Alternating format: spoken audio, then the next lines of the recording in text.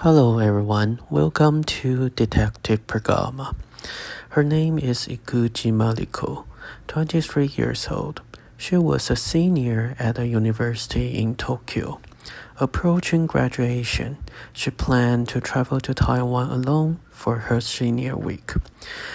She had longed for the culture and cuisines there, and she could finish up her dissertation afterwards. She prepared a lot for this trip. She planned to go to Taipei first and take the train down to Tainan and Kaohsiung. There would be lots of sights and attractions along the way, with many delicate food. The plan would take around 16 days for a deep exploration. In the spring of 1990, 23-year-old Mariko took a plane and arrived in Taipei. However, she suddenly got lost during this time. What exactly happened to her? Let's wind back to April 18th, 1991.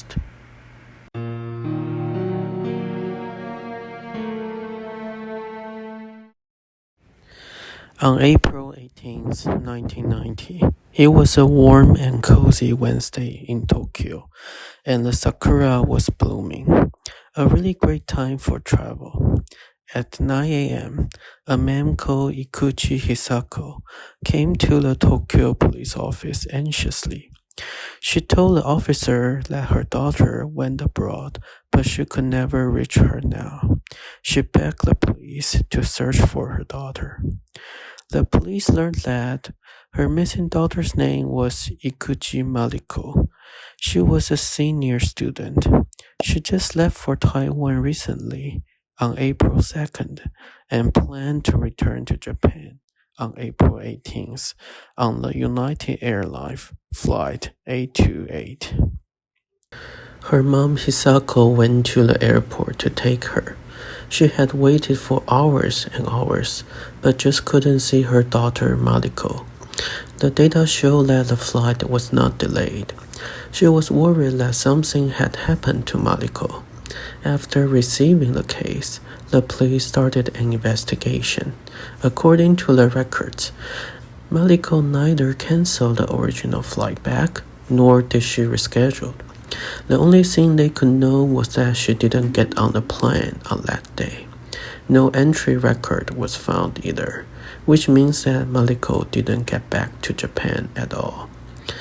Her mom told the police that she had actually lost contact with Mariko since April 7th. Mariko was a good girl and she had never traveled alone before. So before Mariko's departure, she promised her mom that she would send a postcard back to Japan every day. The last day Hisako got Mariko's postcard was on April 7th. After that, she got nothing. At first, she thought maybe Mariko was too excited and busy on the trip, so she didn't have time to do so. She didn't realize the problem until Mariko went missing on the day she was supposed to come back. The police took a look at those postcards. There were 5 of them. According to the postcards, the police learned that she was sightseeing in Taipei on April 3rd. She took a train from Taipei to Tainan on April 4th and stayed there for 2 nights.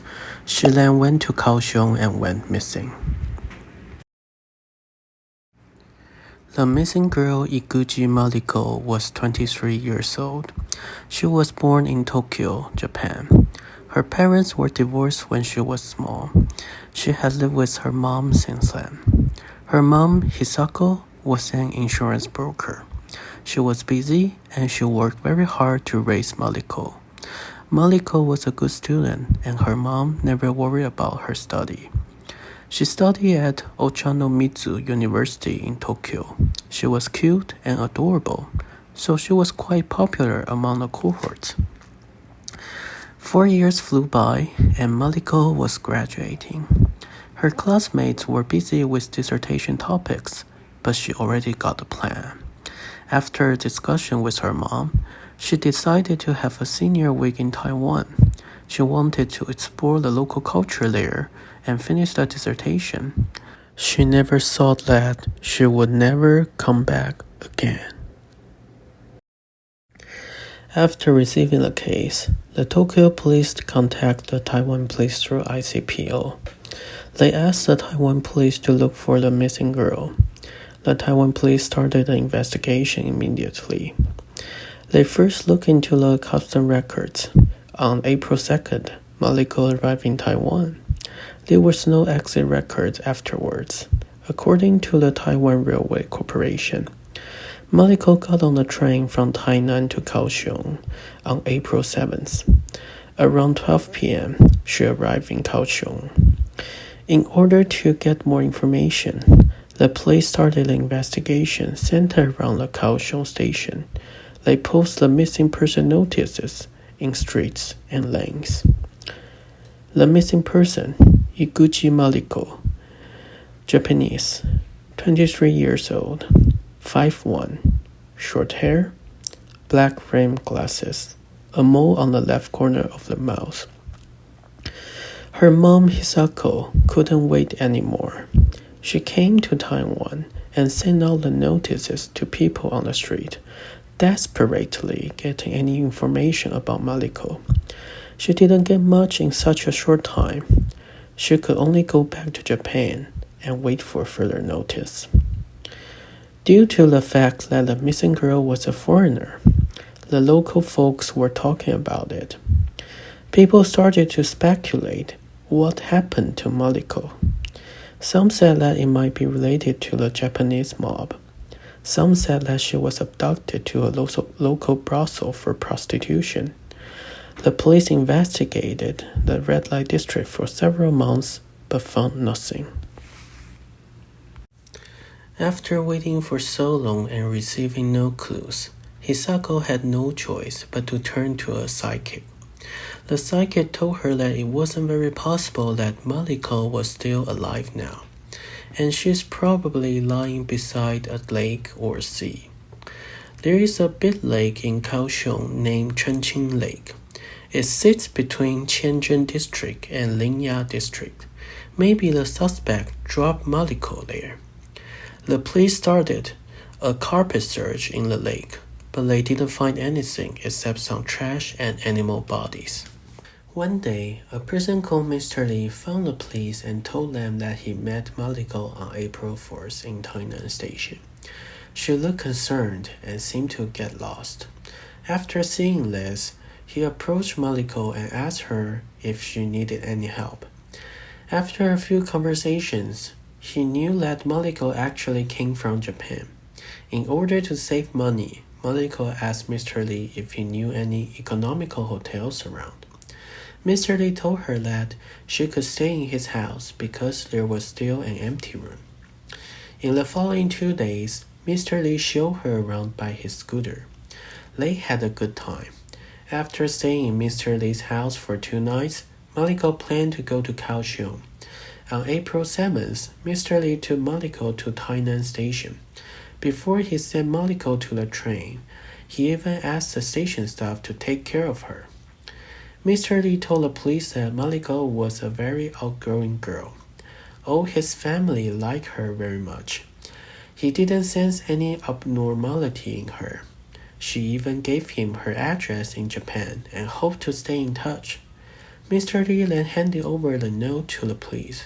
After the handwriting comparison, the police confirmed it was written by Mariko. Mr. Lee's testimony was detailed and it sounded sincere. The police found no obvious flaws or suspicion in it. A station staff also testified that he saw Mr. Lee send Mariko away, so they ruled out Mr. Lee as a suspect. Since Mariko had accepted a stranger's treat in Tainan, the police believe that it's highly possible for her to take another one in Kaohsiung. If her guardedness went down, she might have been in danger. The day went by and the case had no progress. When the people believed that this case might just go unsolved, the police got a tip-off. A police officer was told by a source that there was a weird taxi driver in Kaohsiung. Originally, he only put one Buddha on his dashboard panel. Later on, he put multiple ones there and stick many talismans in his car. After receiving this information, the police started an investigation right away. They spotted the taxi driver, Xue Qiangliu. The undercover police came to the taxi pickup area in Kaohsiung International Airport. Many taxi drivers told the police that Xue Qiang was a very strange and nervous person. After Mariko had gone missing, he mentioned this girl multiple times. Then he put many talismans in his car like something was after him. He even went to the temple and got several Buddhas to put in the car. He said that there was a woman haunting him all day and night. At first, the taxi drivers thought he was just rambling. After seeing his weird behavior, they thought what he said might be true. A clear conscience is always a soft pillow. They started to think Xue Qiang was somehow suspicious. Maybe he actually did something.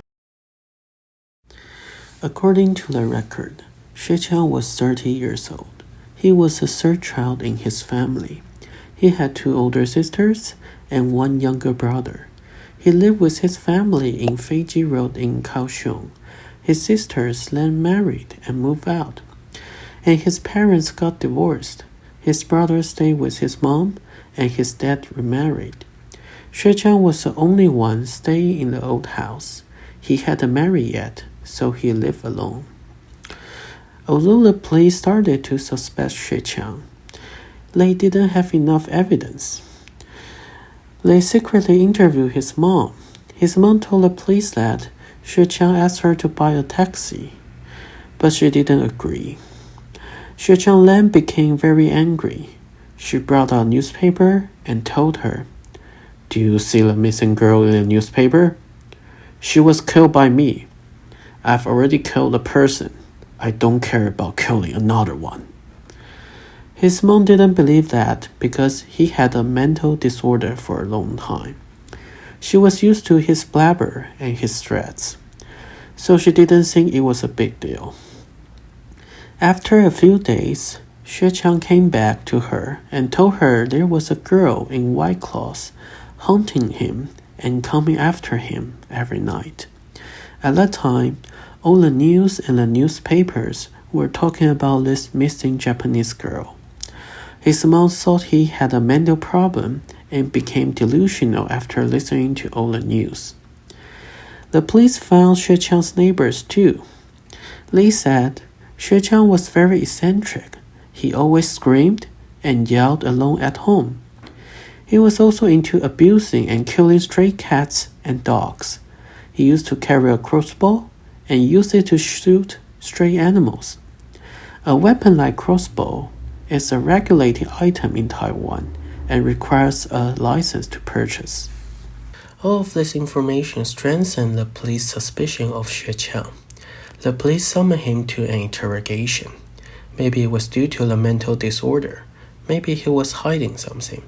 He didn't seem to know what he was talking about. He was rambling and talking in circles. Due to the lack of evidence, the police couldn't determine if he was going through a mental health crisis or he actually had done something horrible. The police had no choice but to let him go. After 2 months, on June 27, 1990, the police established a 0407 squad team to look for the missing Misako. They post out a reward notice. Whoever offered useful information could get 50,000 New Taiwan dollars, equivalent to 1,500 USD.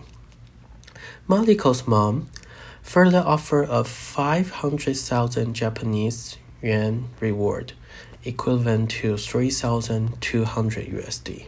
Not long after, the police got a tip-off. Someone claimed that Mariko was murdered and she was buried in a public cemetery in Xinshi, Tainan. The police sent out many people to search in the area, but found nothing. During this period, Mariko's mom, Hisako, would fly to Taiwan to search for her daughter.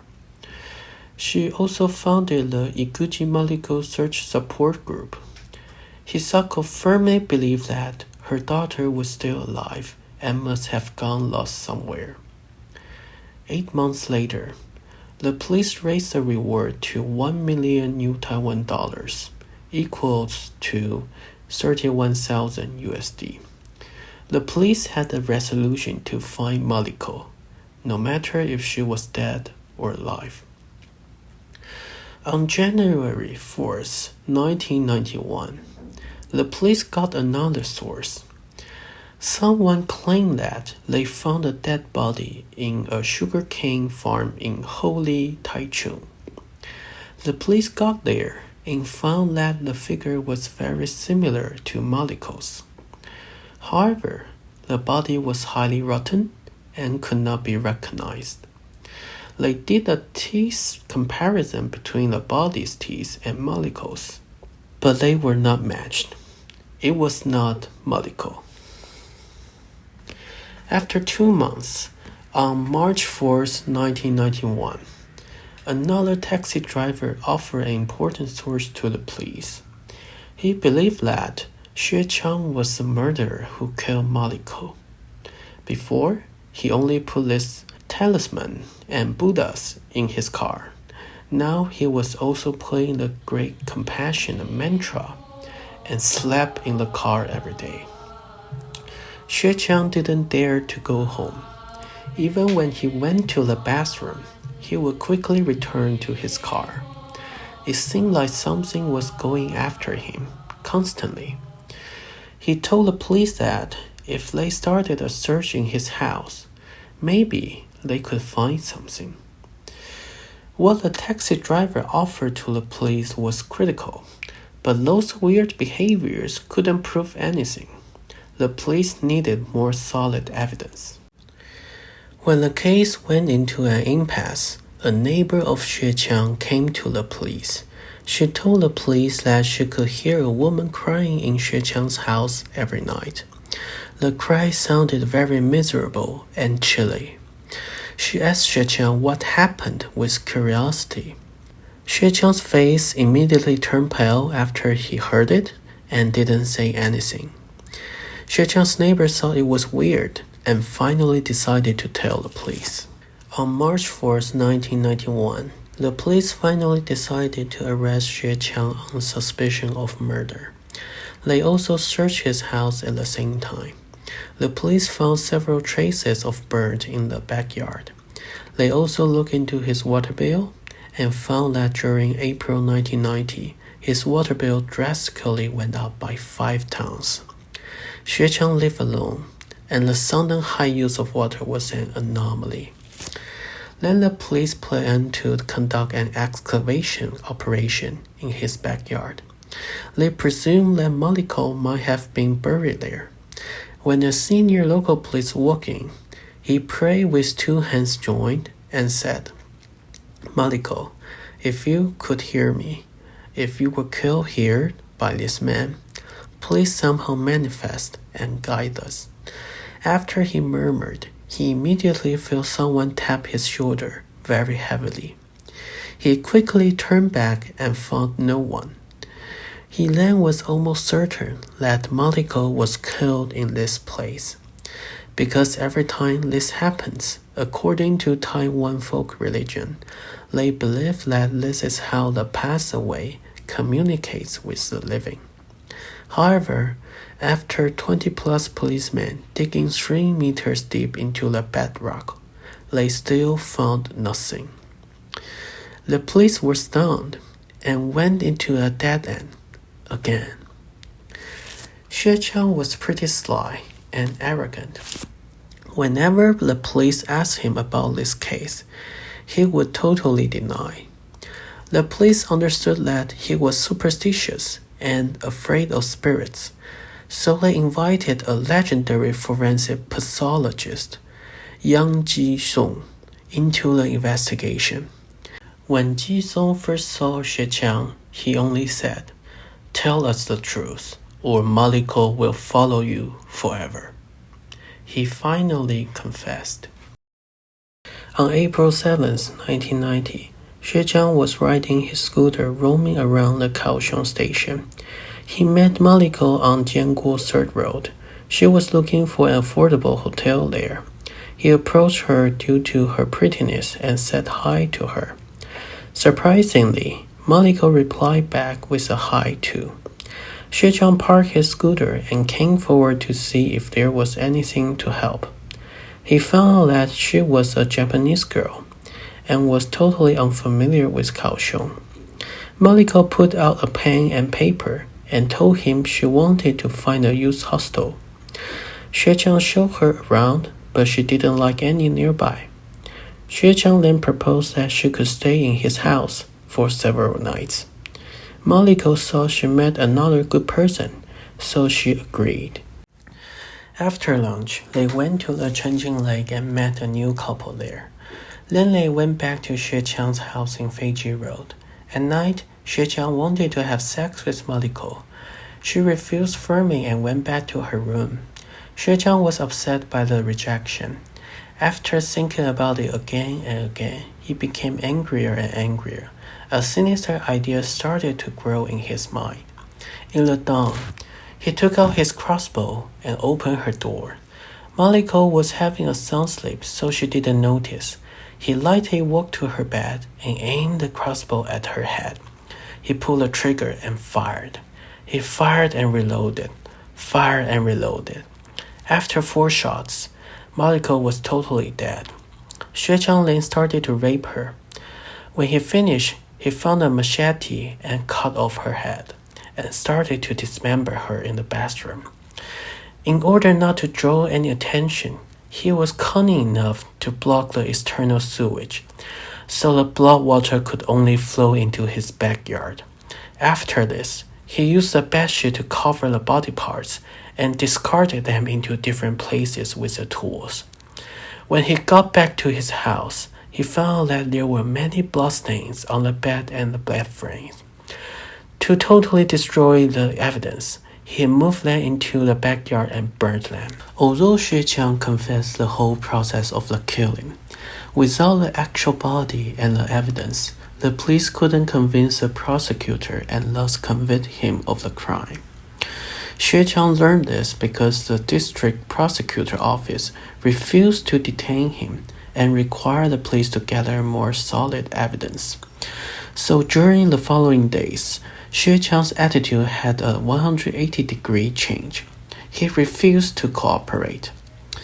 When the police coerced him to confess where he hid the body, he started to misguide the investigation. He said he threw them in a place in Tainan. The police took him there but found nothing. He then said it was actually in another place in Tainan. The police went there and still couldn't find anything. This cycle repeated again and again. He was cunning, vicious, and intentionally detoured the police so everyone would get exhausted, and he could possibly get away with it. On March 8, 1991, 1 year after Mariko was killed, a chance finally came up. Xuechang was tired and thirsty after a whole day operation. He saw a noodle stand and asked the police if he could have something.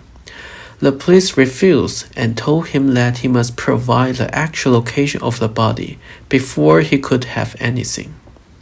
He thought about it for a while and finally agreed. He divided Mariko into 2 parts. He threw her body parts in an empty lot in Chongming 13th Street, and the head was dropped in a dump in front of a church in Nanmen Road. He did all of these things during the midnight, riding a scooter. The reason why he discarded the body in Tainan was because he knew that Mariko hung out with a friend there, so he wanted to link it to him afterwards. The police took Xuechang to the empty lot in Chongming 13th Street. It had already been a year since the incident happened. The empty lot became a parking lot now. He told the police that he burned the body parts first and buried them under a big tree. Now the tree had already been removed, but luckily the roots stayed. After a short time, the police dug out 100+ small pieces of human bones. The forensic team determined that those bones belonged to a woman, around 25 years old. There was also a deep carve in her left shoulder bone. The bone analysis showed a blood type of O2. Those characteristics matched Mariko's and were supported by Xue Chang's statement. The police later found out that after the head was thrown away, the head was buried in a garbage truck and was dumped in a landfill located in Rende, Tainan. When asking where Xue Chang discarded the crossbow, he told the police that he threw it into Kaohsiung Love River. He thought it was useless for the police to know the exact location because it was almost impossible for them to find it after 1 year. The police sent out 30 pro divers for the search. Amazingly, after only 1 minute, a diver found the crossbow. It was so fast that the press didn't believe they had found the real one.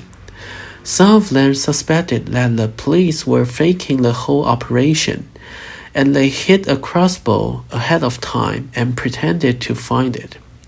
Actually, it was the real one. Not only was the crossbow broken, it also came with some rust on top of it. The investigation unfolded so smoothly and coincidentally. Maybe somewhere else, Mariko was guiding the police to solve the puzzle. When Mariko's mom Hisako knew this, she didn't believe her daughter was dead. She was determined that Mariko was still alive. However, she still came to Taiwan after 2 days. When she stepped into the forensic lab and saw a skeleton without a head, she burst into tears. She refused to admit that this skeleton was her beloved daughter. The police tried to convince her gently. They told Hisako that within Xue Chang's confession, Xue Chang mentioned that Mariko's parents were divorced. Her dad was a fruit store owner, and her mom was an insurance broker. This information was never disclosed to the press. However, she still refused to believe.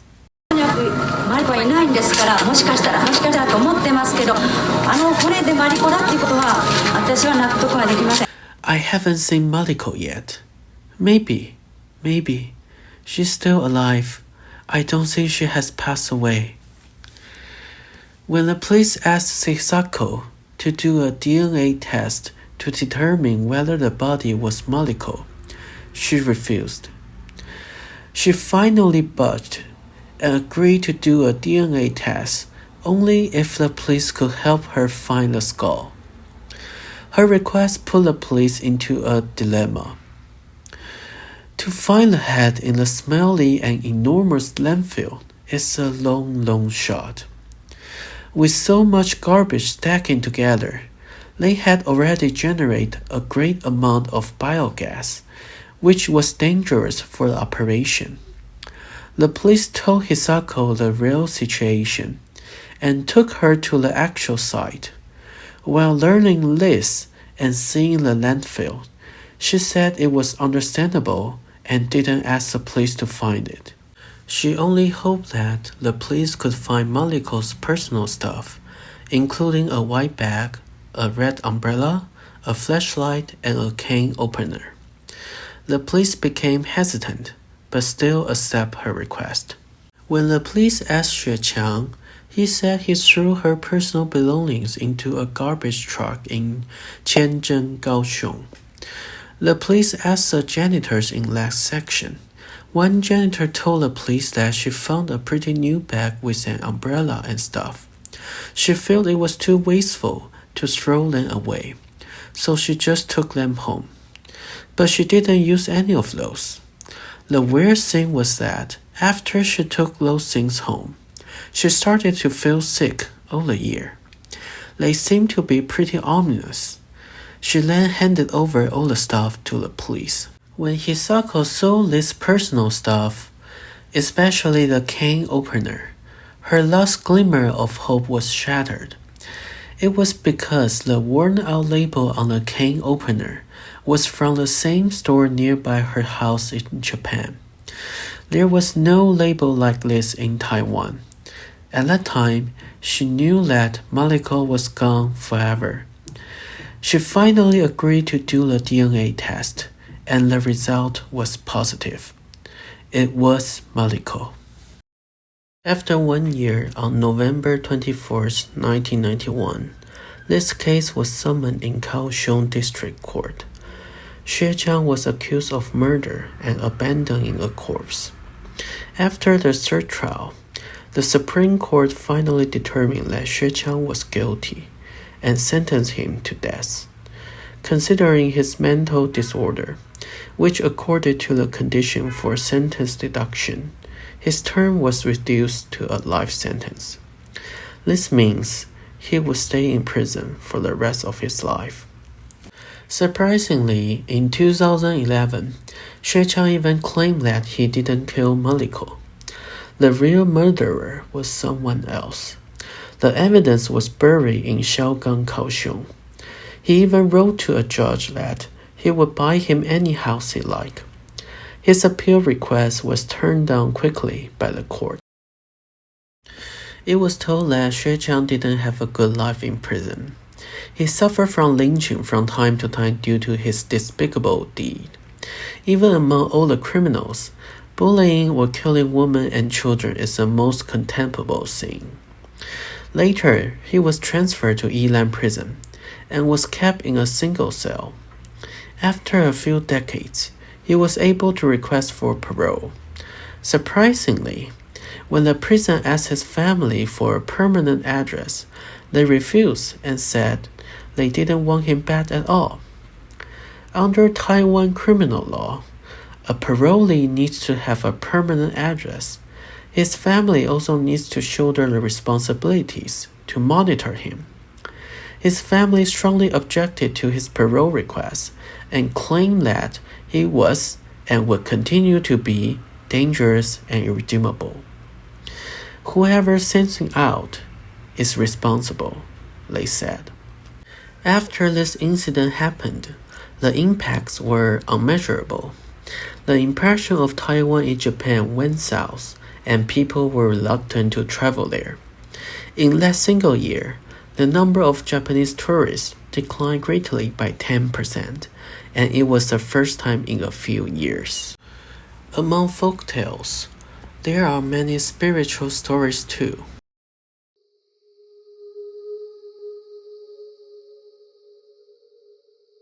When Xue Chang first confessed, he told the police that whenever he stayed at his home, when the time approached the time he killed Mariko, he would see her face slowly manifest and float towards him, and finally stick her face right on his face, asking, "Why did you kill me? Why did you kill me? Why did you kill me?"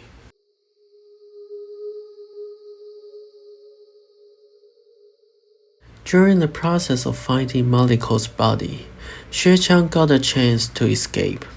He ran onto the roof of a building and decided to jump off. Half his body was already out in the air, and he was already falling down. Suddenly, a big wind pushed him and blew him back. He was shocked. He thought, "Can't I just die? Does she not want me to die so easily, so I can live for the legal punishment?"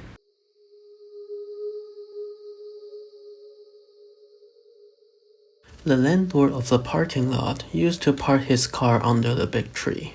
One night, when he was driving out the tree, he suddenly saw a headless white figure fleeing to his windshield. He stopped to look around, but the figure just vanished. He saw this tree was too ominous and was attracting something, so he had it cut off. That was why when the police got to the parking lot at first, the big tree was not there.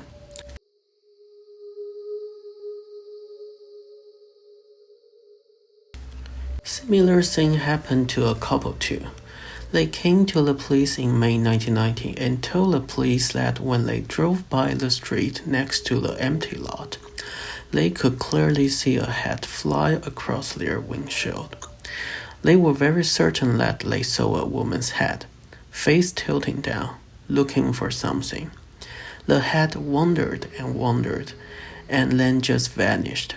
They were so terrified that they immediately came to the police.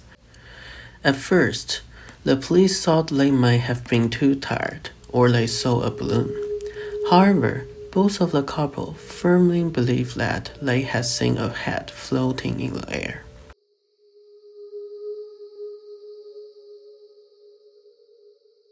In April 1990, a neighborhood head, Miss Liu, came to the police and said something strange happened to her. She told the police that every night when it came to 11 p.m., she would receive a phone call. But there was no sound from the other side of the phone. Sometimes Miss Liu did hear something, but she spoke a lot of Japanese. Miss Liu couldn't understand Japanese. She didn't think much about it at the first time. When the phone call started to come in every night at exactly 11 p.m., she started to feel very strange and creepy. She even asked the store owner nearby who understood Japanese to take one. The owner waited there with Miss Liu at night. At 11 p.m., the phone did ring. They looked at each other in panic, and the owner trembled to take it. He listened for a long while and said nothing. He said he could understand a few words, but he couldn't understand what she was trying to say. It was a woman's sound. She sounded like she was asking for help, and her voice was very distressed. Due to all of this, Miss Liu didn't think it was just a prank, and came to the police. The weird thing happened. The police looked into her telephone records. There was no phone calls at 11 p.m. at all.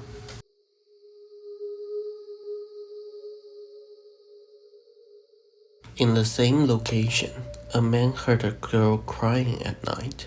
He followed the sound, went into the parking lot, and found a figure which seemed like a girl.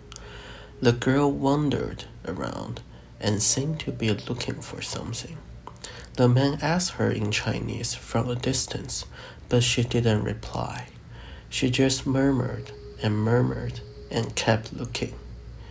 The man walked closer and heard she was saying, "Atama, Atama, Atama." He didn't think much and approached closer. When he finally got close enough, he was shocked. She was white and pale, like a fog, but he could only see her body and limbs. She was headless. When he was freaking out, the fog just disappeared. He was so frightened and quickly ran out. Later, he was creeped out yet curious about what she said, so he looked it up. It turned out that it was Japanese, and the atama actually means head in Japanese.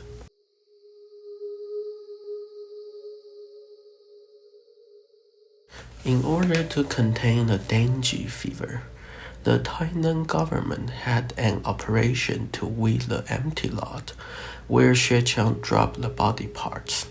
At first, everything went well, and the tractor was operating normally. However, when they came close to the big tree, it started to malfunction, and the driver could not have it started again. They had no choice but to have it towed back. The second time was when the landowner planned to organize the empty lot and convert it to a commercial lot.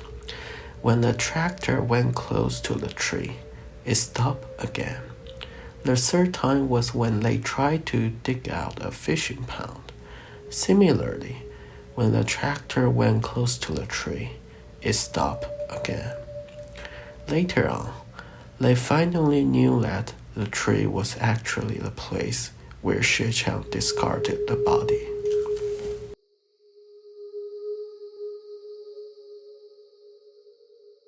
Another spine-chilling coincidence was Xie Qiang's license plate number 0344498.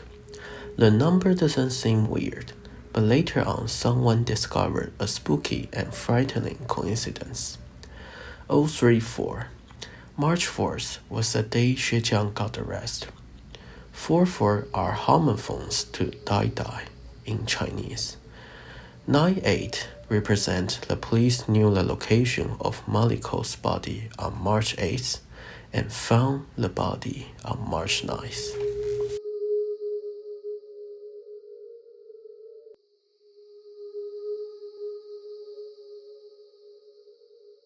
After 29 years, the previous empty lot had been reorganized and constructed into an apartment. When the local people gradually forgot the incident of Iguchi Mariko, another dismemberment case happened in the same place. A 30-year-old man killed his girlfriend, a 42-year-old hostess. He had a big fight with her after she was accompanying a client in the bar. He strangled her to death and dismembered her into 7 pieces. This incident shocked the society because there were 2 infamous dismemberment incidents that happened in the same place, in which both victims were women. It seems like this place is pretty ominous, and things always happen there. To this day, Xiejiang Liu is still detained in the prison. He will most likely spend the rest of his life there. The story of Iguchi Mariko is sad and unfortunate. It also warns us that an ounce of prevention is worth a pound of cure.